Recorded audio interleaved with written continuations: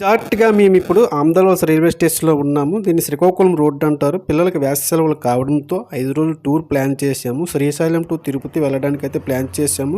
ఈ టూర్ మొత్తం వీడియో రూపంలో 3 పార్ట్‌లుగా 4 పార్ట్‌లుగా డివైడ్ చేసి చూపించడం జరుగుతుంది. ఈ పార్ట్‌లో నల్లమల ఫారెస్ట్ ఘాట్ రోడ్ మొత్తం శ్రీశైలంకెళ్ళి ఘాట్ రోడ్ చూపించడం జరుగుతుంది. అక్కడక్కడ జంతువులు తారసపడుతూ అద్భుతంగా ఉంటుంది. వీడియోనైతే స్కిప్ చేయకుండా చివరి వరకు చూడండి. చాలా అద్భుతంగా ఉంటుంది. శ్రీశైలం వెళ్ళాలనుకునే వారికి ఈ వీడియో అయితే చాలా ఉపయోగపడుతుంది. శ్రీశైలం వెళ్ళాలంటే ముందుగా మనం ఏం చేయాలంటే తప్పకుండా ఒక ప్లాన్ అయితే రెడీ చేసుకోవాలి. మేమైతే శ్రీకాకుళం నుండి శ్రీశైలానికి బయలుదేరాం. మేము చేసిన పని ఏంటంటే శ్రీకాకుళం రోడ్ నుంచి విజయవాడకు ట్రైన్ టికెట్ బుక్ చేసుకుని విజయవాడలో దిగి 9 గంటలకు ఆర్టీసీ బస్సు బుక్ చేసుకున్నాము. ఆర్టీసీ బస్సు టికెట్ తీసుకుని డైరెక్ట్ శ్రీశైలం అయితే బయలుదేరిపోయాం. శ్రీశైలం ఘాట్ రోడ్ అందాలన్నీ మేము చూసుకొని ఈ వీడియోలో నేను చూపిస్తున్నాను. మొత్తం ఘాట్ రోడ్ మొత్తం షూట్ చేశాను. కాకపోతే మీకు బోర్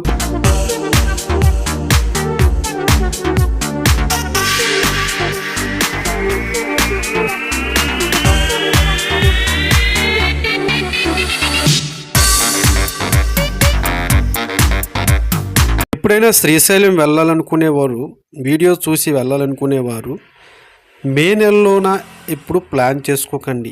వేసవికాలం అయితే మనం ఫారెస్ట్ అందాలు, తరువాత నల్లమల ఫారెస్ట్, ఈ ఘాట్ రోడ్ అందాలు మనం అన్నీ ఆహ్లాదించాలంటే, ఆ అద్భుతాలు చూడాలంటే శీతాకాలం కానీ చల్లగుండే కాలాల్లో వెళ్తే మొత్తం అందమంతా మనకు కనిపిస్తుంది. ఆ పచ్చదనం అయితేనేమి, ఆ అందాలు అయితేనేమి. మేము వెళ్ళేటప్పుడు అంతా వేసవికాలం కావడంతో చెట్లన్నీ వెండిపోయి ఈ రకంగా కనిపిస్తుంది అడవి.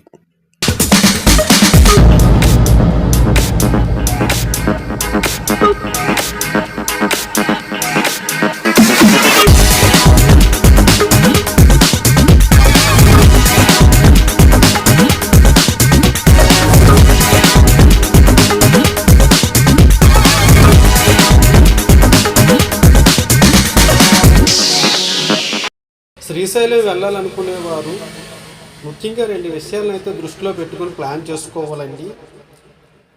మొదటి విషయం ఏంటంటే అన్ని దేవాలయాలు, అన్ని ప్లేసుల్లో ఇక్కడ ఎనీ టైం జర్నీ ఉండదు. దట్టమైన ఫారెస్ట్, నల్లమల ఫారెస్ట్ ఏరియా కాబట్టి నైట్ టైం వెహికల్స్ని అయితే లోపలికి అలౌ చేయరు. తరువాత వేసవికాలం ఈ సంవత్సరం అయితే 2024 నేను మే నెలలో వెళ్ళాను. కొండపైన అయితే చాలా హీటు.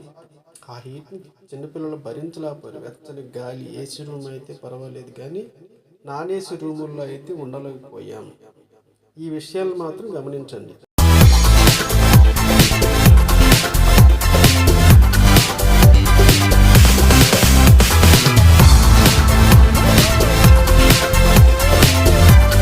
ఈ శ్రీశైలం టూర్ని 2 భాగాలుగా చేసి విడదీయడం జరిగిందండి.